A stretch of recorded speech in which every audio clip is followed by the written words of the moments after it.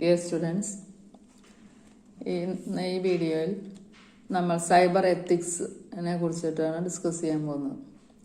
നമ്മളിപ്പോൾ internet and cyber സെക്യൂരിറ്റിയാണ് നമ്മുടെ topic. അപ്പോൾ അതിൽ ഇൻ്റർനെറ്റ് യൂസ് ചെയ്യുന്ന സമയത്ത് പല മിസ്റ്റേക്കുകളും അതുപോലെ പല അതിന് വേണ്ടതായ സെക്യൂരിറ്റി എന്തൊക്കെ വേണം, സാധാരണ നമ്മൾ അതിന് എന്തൊക്കെ സെക്യൂരിറ്റി കാര്യങ്ങൾ ശ്രദ്ധിക്കണം എന്നതിനാണ് ഈ സൈബർ എത്തിക്സിൽ ഉദ്ദേശിക്കുന്നത്. അപ്പോൾ അതിൽ സൈബർ സെക്യൂരിറ്റി എന്താണ്? Cyber security is a protection of information systems from theft or damage to the hardware, the software, and to the information on them, as well as from disruption or misdirection of the services they provide. Governments, military, corporations, financial institutions, hospitals, and other business collect, process, and store a great deal of confidential information on computers and transmit the data across the networks to other computers. With a growing volume of cyber attacks, ongoing attention is required to protect sensitive business and personal information as well as safeguard national security. അപ്പോൾ നമുക്ക് നമ്മുടെ കമ്പ്യൂട്ടറിൽ store ചെയ്ത് വെച്ചിരിക്കുന്നതും അതുപോലെ അയക്കുന്നതുമായ data അല്ലെങ്കിൽ information protection വേണം. Theft or damage, നമുക്ക് മോഷണോ അല്ലെങ്കിൽ ഡാമേജ് സംഭവിക്കാതിരിക്കാനോ നമ്മൾ യൂസ് ചെയ്യുന്ന ഹാർഡ്വെയർസ് സോഫ്റ്റ്വെയർസിനൊന്നും കളവോ അല്ലെങ്കിൽ ഡാമേജ് ഒന്നും വരാതെ അല്ലെങ്കിൽ സൂക്ഷിക്കണം. അപ്പം അതാണ് സൈബർ സെക്യൂരിറ്റി കൊണ്ട് ഉദ്ദേശിക്കുന്നത്. നമ്മുടെ ഡാറ്റ, നമ്മൾ സ്റ്റോർ ചെയ്ത് വെച്ചിരിക്കുന്ന ഡാറ്റ വളരെ വിലപിടിപ്പുള്ള ഡാറ്റകൾ ഉണ്ടായിരിക്കും, കോൺഫിഡൻഷ്യലായിട്ട് ഡാറ്റകൾ ഉണ്ടായിരിക്കും. ആ ഡാറ്റ കളവ് പോയി കഴിഞ്ഞാൽ വളരെയധികം പ്രശ്നങ്ങൾ സൃഷ്ടിക്കാൻ സാധ്യതയുള്ളതാണ്. അപ്പോൾ അങ്ങനത്തെ ഡാറ്റ നമുക്ക് വളരെ സെക്യൂറായിട്ട് നമുക്ക് സൂക്ഷിച്ച് എടുത്ത് വെക്കണം. അപ്പോൾ നമുക്ക് അതിന് വേണ്ട സെക്യൂരിറ്റി ഇൻഫോർമേഷൻ, നമ്മുടെ സിസ്റ്റത്തിൽ നമ്മൾ സ്റ്റോർ ചെയ്തിരിക്കുന്ന ഇൻഫോർമേഷനുള്ള സെക്യൂരിറ്റി,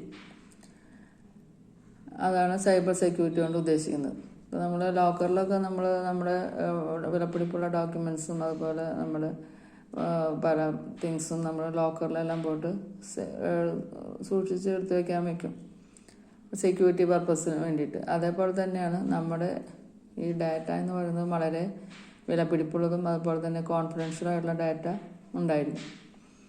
അപ്പോൾ അതിനും ഒരു സെക്യൂരിറ്റി നമ്മൾ പ്രൊവൈഡ് ചെയ്യണം. Governments, military, corporations, financial institutions, hospitals, and other business collect, process, and store a great deal of confidential information on computers and transmit data across networks to other computers. അതായത് ഇപ്പോൾ governments ആയാലും മിലിറ്ററിയിലാണെങ്കിലും corporations, financial institutions, hospitals, business എല്ലാം പലതരം data അവർ collect ചെയ്ത് process ചെയ്ത് store ചെയ്ത് പല ദിക്കിലേക്കും അയക്കുന്നുണ്ട്. ഇപ്പോൾ ഇങ്ങനെ പ്രോസസ്സ് ചെയ്ത് സ്റ്റോർ ചെയ്ത് അയക്കുന്ന ഡാറ്റകൾ പലതും കോൺഫിഡൻഷ്യൽ ആയിട്ടുള്ള ഇൻഫോർമേഷൻസ് ഉണ്ടായിരിക്കും. ഓരോ സ്ഥാപനത്തിനും അതിൻ്റേതായ കോൺഫിഡൻഷ്യൽ ആയിട്ട് ഇൻഫോർമേഷൻസ് കാണും. ഗവൺമെൻറ്റിന് അതിൻ്റെ കോൺഫിഡൻഷ്യൽ ഇൻഫോർമേഷൻ ഡാറ്റ കാണും, മിലിറ്ററിയിലാണെങ്കിൽ കാണും, അതുപോലെ കോർപ്പറേഷൻസ്, ഫിനാൻഷ്യൽ ഇൻസ്റ്റിറ്റ്യൂഷൻസിലെല്ലാം കോൺഫിഡൻഷ്യൽ ആയിട്ടുള്ള ചില ഡാറ്റ കാണും. അപ്പോൾ അത്തരം ഡാറ്റ നമ്മൾ കളക്ട് ചെയ്ത് കളക്ട് ചെയ്യുമ്പോഴും സ്റ്റോർ ചെയ്യുമ്പോഴും അയക്കുമ്പോഴും അതിൻ്റെ സെക്യൂരിറ്റി നമ്മൾ കൺസിഡർ ചെയ്യണം. With a growing volume of cyber attacks, ongoing attention is required to protect sensitive business and personal information as well as safeguard national security. ഇപ്പോൾ ഇന്നത്തെ സാഹചര്യത്തിൽ ഈ സൈബർ ക്രൈം അല്ലെങ്കിൽ സൈബർ അറ്റാക്സ് എല്ലാം വർദ്ധിച്ചു വരുന്ന സാഹചര്യത്തിൽ ആണ്. നമുക്കിപ്പോൾ പേപ്പറൊക്കെ എടുത്ത് നോക്കി കഴിഞ്ഞാൽ അറിയാം, അവിടെ സൈബർ തട്ടിപ്പ് എന്ന് പറഞ്ഞിട്ട് നമുക്ക് പേപ്പറിലെല്ലാം നമുക്ക് കേൾക്കാം. എ ടി എമ്മിൽ പൈസ വരുന്നത്, ബാങ്കിൽ ATM card false number use ചെയ്തിട്ട് പൈസ കവരുന്നത്, പല ഡോക്യുമെൻറ്റ്സ് മോഷണം പോകുന്നു. അതുപോലെ തന്നെ ഇപ്പോൾ നമ്മൾ പണ്ട് ഉണ്ടായിരുന്നാണ് നമ്മുടെ ISR ഒന്ന് വിലപിടിപ്പുള്ള വളരെ കോൺഫിഡൻഷ്യൽ ഡാറ്റ ചോർന്നു പോയി. അതൊക്കെ ഇങ്ങനെ ഈ സൈബർ സെക്യൂരിറ്റിയുടെ ഒരു ഭാഗമായിട്ട് വീഴ്ച വരുന്നതിൻ്റെ ഭാഗമായിട്ട് വരുന്നതാണ്. അടുത്ത് വരുന്നത് network security. Network security consists of the policies adopted to prevent and monitor unauthorized access, misuse, modification, or denial of a computer network and network accessible resources. ഇപ്പം നെറ്റ്വർക്ക് സെക്യൂരിറ്റി, സൈബർ സെക്യൂരിറ്റി പോലെ തന്നെ വരുന്ന ഒന്നാണ് network security.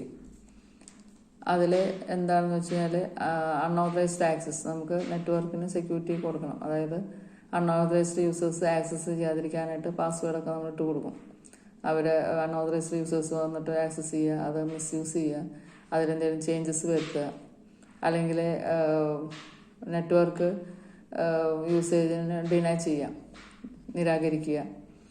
Network accessible resource, network accessible റിസോഴ്സസും computer നെറ്റ്വർക്കും use ചെയ്യുന്നത് നിരാകരിക്കുക. ഇതെല്ലാം നെറ്റ്വർക്ക് സെക്യൂരിറ്റിയുടെ ഭാഗമായിട്ട് പ്രൊട്ടക്റ്റ് ചെയ്യപ്പെടേണ്ട കാര്യങ്ങളാണ്. Network security involves the authorization of access to data in a network which is controlled by the network administrator. ഇപ്പം നെറ്റ്വർക്ക് സെക്യൂരിറ്റി അത് മെയിൻറ്റെയിൻ ചെയ്യുന്നത് നെറ്റ്വർക്ക് അഡ്മിനിസ്ട്രേറ്ററാണ്. ഓരോ നെറ്റ്വർക്കിനും ഒരു നെറ്റ്വർക്ക് അഡ്മിനിസ്ട്രേറ്റർ ഉണ്ടായിരിക്കും. ആ അഡ്മിനിസ്ട്രേറ്ററാണ് നെറ്റ്വർക്കിൻ്റെ സെക്യൂരിറ്റി മെയിൻറ്റെയിൻ ചെയ്യുന്നത്. അപ്പോൾ ആ നെറ്റ്വർക്ക് അഡ്മിനിസ്ട്രേറ്റർ ഓരോ ഡാറ്റയ്ക്കും ആർക്കൊക്കെ നെറ്റ്വർക്കിൽ ഓതറൈസേഷൻ, ആക്സസിന് ഓതറൈസേഷൻ കൊടുക്കാം എന്നൊക്കെ തീരുമാനിക്കുന്നതും അത് കൺട്രോൾ ചെയ്യുന്നതും ഈ network അഡ്മിനിസ്ട്രേറ്ററാണ്. A network security system usually consists of many components, and all components work together, minimizes, maintain, and improve security. Network security components. അപ്പോൾ ഈ നെറ്റ്വർക്ക് സെക്യൂരിറ്റി സിസ്റ്റത്തിൽ സാധാരണയായിട്ട് പല പല കമ്പോണൻസ് ഇൻക്ലൂഡ് ചെയ്യുന്നുണ്ട്. ഈ എല്ലാ കമ്പോണൻസും ഒത്തൊരുമിച്ച് ആണ് വർക്ക് ചെയ്തിട്ട് അതിൻ്റെ സെക്യൂരിറ്റി ഇമ്പ്രൂവ് ചെയ്യുന്നു. അതുപോലെ തന്നെ മെയിൻ്റനൻസ് മിനിമൈസ് ചെയ്യുന്നു. ഈ നെറ്റ്വർക്ക് സെക്യൂരിറ്റി കമ്പോണൻസിൽ എന്ന് പറയുമ്പോൾ അതിൽ പല കമ്പോണൻസ് വരുന്നുണ്ട്. അതിൽ വരുന്ന കാര്യങ്ങളാണ് ഒന്ന് anti virus and anti spyware. നമുക്ക് ആൻറ്റി വൈറസ് ഇൻസ്റ്റാൾ ചെയ്തിട്ട് എല്ലാ കമ്പ്യൂട്ടറിലും നമ്മൾ ആൻറ്റി വൈറസ് അതുപോലെ ആൻറ്റി സ്പൈവെയർ എല്ലാം ഇൻസ്റ്റാൾ ചെയ്തിട്ടുണ്ട്. ഓട്ടോമാറ്റിക്കായിട്ട് നെറ്റ്വർക്ക് സെക്യൂരിറ്റി അത് പ്രൊവൈഡ് ചെയ്യും. അതുപോലെ firewall to block unauthorised access to a network. Firewall install ചെയ്ത് കഴിഞ്ഞാൽ ആവശ്യമില്ലാത്ത ആക്സസ്, അൺഓതറൈസ്ഡ് ആക്സസ് അത് പ്രൊട്ടക്റ്റ് ചെയ്യും, unauthorised access. Then intrusion prevention system IPS to identify fast spreading threats such as zero-day or zero-hour attacks. അപ്പോൾ ഒരു fast spreading ത്രെഡ്സിൽ പെടുന്നതാണ് 0-day 0-hour attacks എന്നൊക്കെ പറയുന്നത്. അതെല്ലാം ഐഡൻറ്റിഫൈ ചെയ്യാനായിട്ട് ഇൻട്രൂഷൻ പ്രിവെൻഷൻ സിസ്റ്റം സഹായിക്കും. അടുത്ത virtual private network VPN to provide secure remote access. Remote access ചെയ്യാനായിട്ട് അതിൻ്റെ സെക്യൂരിറ്റി പ്രൊവൈഡ് ചെയ്യാനായിട്ട് വെർച്വൽ പ്രൈവറ്റ് നെറ്റ്വർക്ക് ഉപകരിക്കും. അപ്പോൾ ഇതെല്ലാം ഈ നെറ്റ്വർക്ക് സെക്യൂരിറ്റി കമ്പോണൻസിൽ വരുന്ന കാര്യങ്ങളാണ്. Anti virus and anti spyware, firewall, IPS, intrusion prevention system, then VPN, that is virtual private networks. ഇതൊക്കെ ഇതിൽ നെറ്റ്വർക്ക് സെക്യൂരിറ്റിയിൽ വരുന്ന കമ്പോണൻസ് ആണ്. അടുത്ത് നമുക്ക് വരുന്നത് സൈബർ ക്രൈമാണ്. സൈബർ ക്രൈം, ഈ സൈബർ ലോകത്ത് നടക്കുന്ന ക്രൈംസ് ഏതൊക്കെയാണ്, തട്ടിപ്പ് കാര്യങ്ങൾ എന്തൊക്കെയാണെന്നുള്ളതാണ് സൈബർ ക്രൈമിൽ വിശദീകരിക്കുന്നത്. ഏതൊക്കെ ടൈപ്പ് ഓഫ് സൈബർ ക്രൈംസ് ആണുള്ളത്. Cyber crime is a crime that involves a computer and a network. Computer നെറ്റ്വർക്കും ഉൾപ്പെടുത്തിക്കൊണ്ട് വരുന്ന ഒരു ക്രൈമാണ് സൈബർ ക്രൈം എന്ന് പറയുന്നത്. In some cases the computer may have been used in order to commit crime and in other case the computer may have been the target of the crime.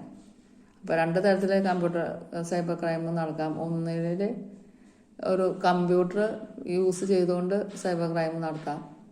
അല്ല എന്നുണ്ടെങ്കിൽ ഒരു കമ്പ്യൂട്ടറിനെ ടാർഗറ്റ് ചെയ്തിട്ട് cyber crime നടത്താം. ഇപ്പോൾ രണ്ട് തരത്തിലായാലും that is a cyber crime തന്നെയാണ്. ഇനി ഏതൊക്കെ തരത്തിലുള്ള സൈബർ ക്രൈംസ് ആണുള്ളത് നോക്കാം. ഇപ്പോൾ സൈബർ ക്രൈമിൽ types of cyber crime. Common cyber crimes are as follows.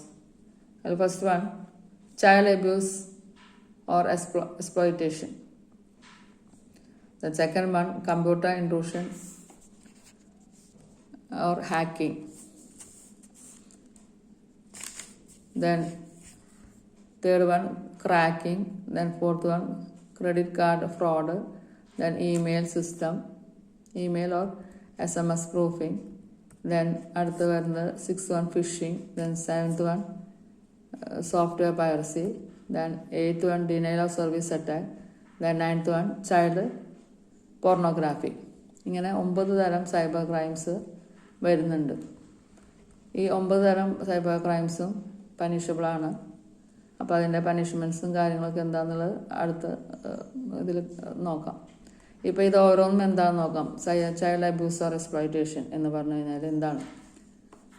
It involves the use of computer networks to create, distribute or access materials that sexually exploited under age children. അതായത് under age children, പ്രായപൂർത്തിയാവാത്ത കുട്ടികളുടെ photo വെച്ച് അത് create ചെയ്ത് distribute ചെയ്ത് അതിൻ്റെ materials അതിന് വേണ്ടിയിട്ട് ആക്സസ് ചെയ്യുന്നതിനാണ് ചൈൽഡ് അബ്യൂസ് എന്ന് പറയുന്നത്, അത് വെച്ച് എക്സ്പ്ലോയിറ്റ് ചെയ്യുന്നത്. Then second one is computer intrusion or hacking. A hacker is an unauthorized user who attempts to or gains access to an information system. It is an attack into the privacy of data. അതായത് unauthorised user attempt ചെയ്യാണ്, ഒരു information access ചെയ്യാനായിട്ട് ഒരു attempt നടത്തുകയാണ്. അവർ authorised person അല്ല, unauthorised person information gain ചെയ്യാൻ അല്ലെങ്കിൽ അത് ആക്സസ് ചെയ്യാനായിട്ട് ഒരു അറ്റംപ്റ്റ് നടത്തുക. അതായത് പ്രൈവസി, ഡാറ്റയുടെ പ്രൈവസി നഷ്ടപ്പെടുകയാണ് ചെയ്യുന്നത്. അതായത് ഓരോ ഡാറ്റയ്ക്കും പ്രൈവസി ഉണ്ടായിരിക്കും. ആ പ്രൈവസി നഷ്ടപ്പെടുത്താൻ ശ്രമിക്കുകയാണ് ആ ആക്സസ് ചെയ്യുന്നതുകൊണ്ട് ഉദ്ദേശിക്കുന്നത്. അപ്പോൾ അത് സൈബർ ക്രൈമാണ്. അതായത് മറ്റുള്ളവരുടെ പേഴ്സണൽ ഡീറ്റെയിൽസോ എന്തെങ്കിലും അവരുടെ അനുവാദമില്ലാതെ നമ്മൾ ഹാക്ക് ചെയ്യുക, അതിനാണ് ഹാക്കിംഗ് എന്ന് പറയുന്നത്. അതുപോലെ തന്നെ അടുത്തൊരു സൈബർ ക്രൈം വരുന്നതാണ് cracking. It is a dreadful feeling to know that a stranger has broken into user computer systems without users knowledge and consent and has tampered with precious confidential data and information. Cracker are differ with the hacker because hacker are hired by the companies to audit networks security or test software, but cracker do same work for their own profit or to harm others.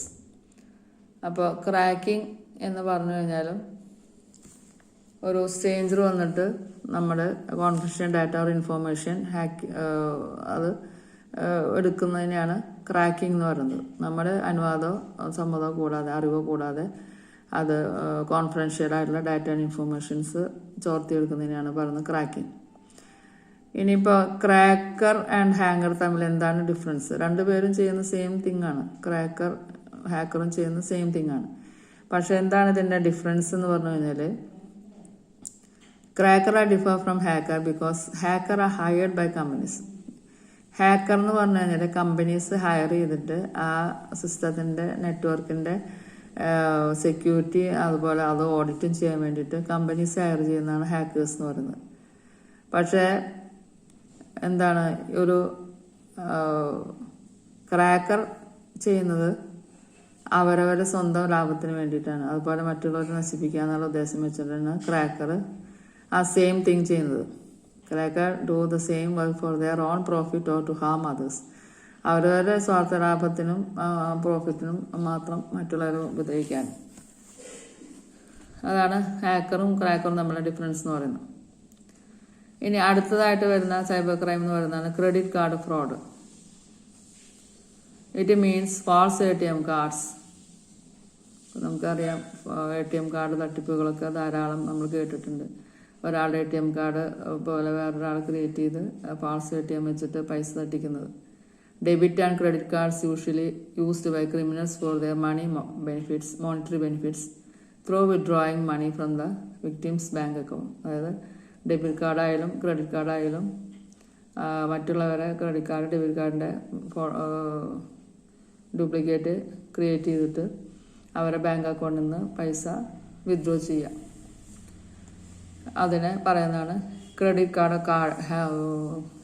Card fraud അല്ലെങ്കിൽ കാർഡിങ് എന്നൊക്കെ പറയുന്നത്. അപ്പോൾ നമ്മൾ സാധാരണ പേപ്പറിലൊക്കെ ധാരാളം കേൾക്കുന്ന കാര്യങ്ങളാണ് ATM തട്ടിപ്പ് നടത്തുക എന്നൊക്കെ പറയുന്നത്. ഇത് സൈബർ ക്രൈമിൻ്റെ ഭാഗമായിട്ട് വരുന്ന ഒരു ക്രിമിനൽ കുറ്റം തന്നെയാണ്. അടുത്ത് വരുന്നതാണ് email or SMS spoofing. A spoofed email or SMS may be said to be one which misprints its origin. Email spoofing, SMS spoofing എന്ന് പറഞ്ഞു കഴിഞ്ഞാൽ ഒരാളുടെ ഇമെയിൽ അക്കൗണ്ടിൽ കയറിയിട്ട് വേറൊരാൾ മറ്റൊരാൾക്ക് മെയിൽ ചെയ്യുകയോ അല്ലെങ്കിൽ മെസ്സേജ് അയക്കുകയോ ചെയ്യുക, അതായത് മിസ്അണ്ടർസ്റ്റാൻഡ് ചെയ്യുക. അപ്പോൾ ഫാൾസ് ആയിട്ടുള്ള എന്തെങ്കിലും മെസ്സേജ് ആയിരിക്കും സെൻഡ് ചെയ്യുന്നത്, അല്ലെങ്കിൽ വേറൊരാൾ മെയിൽ കയറി ചെയ്യില്ലല്ലോ. അപ്പോൾ അങ്ങനെ വരുന്ന കേസുകൾ. It shows its origin to be different from which actually it originates. അപ്പോൾ അത് അഡ്രസ്സ് ശരിക്ക് കൃത്യമായുള്ള അഡ്രസ്സല്ല, വേറൊരാളുടെ മെയിൽ കയറിയിട്ടാണ് ഇത് വിടുന്നത്. അപ്പോൾ മിസ്അണ്ടർസ്റ്റാൻഡിങ് വരാൻ സാധ്യതയുണ്ട്. Here an offender steals identity of another in the form of email address, mobile phone number, etc. and send message by internet. അതായത് വേറൊരാളുടെ ഐഡൻറ്റിറ്റി മോഷ്ടിച്ചിട്ട് അവരുടെ ഇമെയിലിൽ നിന്നോ അല്ലെങ്കിൽ മൊബൈലിൽ നിന്നോ മറ്റൊരാൾക്ക് മെസ്സേജ് സെൻഡ് ചെയ്യുക. അപ്പോൾ റിസീവ് ചെയ്യുന്ന ആളായിരിക്കും ഇയാളുടെ മെയിലിൽ നിന്നാണ് വരുന്നത് അല്ലെങ്കിൽ ഇയാളുടെ ഫോണിൽ നിന്ന് വരുന്നത് മിസ്അണ്ടർസ്റ്റാൻഡ് ചെയ്തിട്ട് തെറ്റിദ്ധാരണകൾ ഉളവാക്കാനും അങ്ങനെ പല പ്രശ്നങ്ങളും വരാനുള്ള സാധ്യതയുണ്ട്. അതിനാണ് ഇമെയിൽ ഓർ SMS സ്പൂഫിംഗ് എന്ന് പറയുന്നത്. അടുത്ത് വരുന്ന ഒരു സൈബർ ക്രൈം എന്ന് പറയുന്നതാണ് phishing. Phishing means acquire information such as user names, passwords, credit card details, personal details, etc. by electronic communication. Phishing commonly uses fake emails or fake messages which contain link or virus, malware, infected fake websites. These websites request user to enter their personal detail. Phishing എന്ന് പറഞ്ഞു കഴിഞ്ഞാൽ നമ്മുടെ മറ്റുള്ളവരുടെ user നെയിമോ പാസ്വേഡോ അല്ലെങ്കിൽ credit കാർഡിൻ്റെ ഡീറ്റെയിൽസോ അല്ലെങ്കിൽ personal ഡീറ്റെയിൽസോ ഇതെല്ലാം acquire ചെയ്ത് നമുക്ക് നമ്മുടെ ഇഷ്ടത്തിന് അല്ലെങ്കിൽ അത് ഫാൾസ് ആയിട്ട് യൂസ് ചെയ്യാം. Phishing commonly uses fake emails or fake messages which contain link or virus. ഇപ്പോൾ ഫിഷിങ്ങിൽ സാധാരണയായിട്ട് ഫേക്ക് ഇമെയിലായിരിക്കും, അതുപോലെ ഫേക്ക് മെസ്സേജസ് ആയിരിക്കും അതിലൊക്കെ വരുന്നത്. അപ്പോൾ അതിൽ ഈ ഫേക്കായിട്ട് വിടുന്ന മെയിൽ മെസ്സേജസിലൊക്കെ വൈറസ് അറ്റാച്ച് ചെയ്ത് വിട്ടിട്ടുണ്ടായിരിക്കും, അല്ലെങ്കിൽ പല മാൽവെയർസും അതിൽ അറ്റാച്ച് ചെയ്ത് ഇട്ടിട്ടുണ്ടായിരിക്കും. അങ്ങനെ വിടുന്നത് റിസീവ് ചെയ്യുന്ന ആൾ അത് ഓപ്പൺ ചെയ്ത് കഴിഞ്ഞാൽ അവരുടെ സിസ്റ്റത്തിനോ അല്ലെങ്കിൽ ഫയൽ സിസ്റ്റത്തിനോ കംപ്ലീറ്റ് അത് ഇൻഫെക്റ്റ് ചെയ്യാനുള്ള സാധ്യതയുണ്ട്. These websites requires user to enter the personal detail. അപ്പോൾ അല്ലെങ്കിൽ അവരവരുടെ personal details complete complete data ചോർത്തിയെടുക്കുന്ന രീതിയിൽ ഇപ്പോൾ പല നമുക്ക് അൺനോൺ മെസ്സേജസ്, അൺനോൺ കോൾസ് ഒന്നും അറ്റൻഡ് ചെയ്യരുതെന്നൊക്കെ പറഞ്ഞിട്ട് നമുക്ക് ഇടയ്ക്ക് മെസ്സേജസ് വരുന്നത് കൊണ്ടാണ് ഈ അൺനോൺ ആയിട്ടുള്ള കോൾസ് അല്ലെങ്കിൽ അൺനോൺ മെസ്സേജസ് പല സ്ഥലത്തു നിന്നും വരുന്ന റിസീവ് ചെയ്യുന്ന ചില മെസ്സേജസ് അതിനോടുകൂടി ചില സോഫ്റ്റ്വെയർസ് അറ്റാച്ച് ചെയ്ത് വിട്ടിട്ടുണ്ടായിരിക്കും. അപ്പോൾ നമ്മൾ ആ മെസ്സേജ് അല്ലെങ്കിൽ ആ മെയിൽ ഓപ്പൺ ചെയ്യുന്നതോട് കൂടിയിട്ട് ആ വൈറസ് ആക്റ്റീവ് ആവും. വൈറസ് ആക്റ്റീവ് ആയി കഴിഞ്ഞാൽ ഒന്നുകിൽ നമ്മുടെ പേഴ്സണൽ ഡീറ്റെയിൽസ് ഡാറ്റ എല്ലാം കംപ്ലീറ്റ് അവർ ചോർത്തിയെടുത്ത് അതിൽ വല്ല ബാങ്ക് അക്കൗണ്ട് ഡീറ്റെയിൽസ് എന്തെങ്കിലുമൊക്കെ ഉണ്ടെങ്കിൽ നമുക്ക് അവർക്ക് നമ്മുടെ ബാങ്ക് അക്കൗണ്ട് ഡീറ്റെയിൽസ് കിട്ടി അതിൽ ബാങ്കിൽ നിന്ന് നമ്മുടെ മണി അല്ലെങ്കിൽ എന്താണെങ്കിൽ അത് നമുക്ക് അവർക്ക് ചോർത്തിയെടുക്കാനും തട്ടിച്ചെടുക്കാനൊക്കെ സാധ്യതയുണ്ട്. അതുപോലെ തന്നെ പേഴ്സണൽ ഡീറ്റെയിൽസ് എടുത്ത് മാൽ പ്രാക്ടീസ് നടത്താനും ഉള്ള സാധ്യതകൾ ഉണ്ട്. അപ്പോൾ അതുമാണ് ഈ ഫിഷിംഗ് എന്ന് പറയുന്നത്. ദെൻ നെക്സ്റ്റ് വൺ വരുന്നത് സോഫ്റ്റ്വെയർ പൈറസി. ഈ സോഫ്റ്റ്വെയർ പൈറസി എന്ന് പറയുന്നത് വേറൊരു സൈബർ ക്രൈമാണ്. അതായത് നമുക്ക് it is an illegal reproduction and distribution of software for business or personal use. This is considered to be a type of infringement or copyright and a violation of a license agreement. Since the unauthorized user is not a party to the license agreement, it is difficult to find out the remedies. അതായത് software piracy എന്ന് പറഞ്ഞു കഴിഞ്ഞാൽ നമുക്കറിയാം ഇപ്പോൾ പല softwares നമ്മൾ use ചെയ്യുന്നുണ്ട്. ആ സോഫ്റ്റ്വെയർസ് യൂസ് ചെയ്യുന്നതിൽ നമുക്ക് പല സോഫ്റ്റ്വെയർസും നമുക്ക് ഒറിജിനലായിട്ട് നമ്മൾ പല സോഫ്റ്റ്വെയർസും ഒറിജിനലായിട്ട് പലതും നമ്മൾ ഒറിജിനലായിട്ട് ഇൻസ്റ്റാൾ ചെയ്യുന്നുണ്ട്. പലതും എന്താണ് നമ്മൾ സോഫ്റ്റ്വെയർ യൂസ് ചെയ്തിരിക്കുന്ന സോഫ്റ്റ്വെയർസ് തന്നെ നമ്മൾ വീണ്ടും റീയൂസ് ചെയ്യുന്നുണ്ട്. അല്ലെങ്കിൽ അത് അതിൻ്റെ വേറെ ഡ്യൂപ്ലിക്കേറ്റ് വേർഷൻസ് അത് നമ്മൾ പ്രൊഡ്യൂസ് ചെയ്തിട്ട് അത് യൂസ് ചെയ്യുന്നുണ്ട്.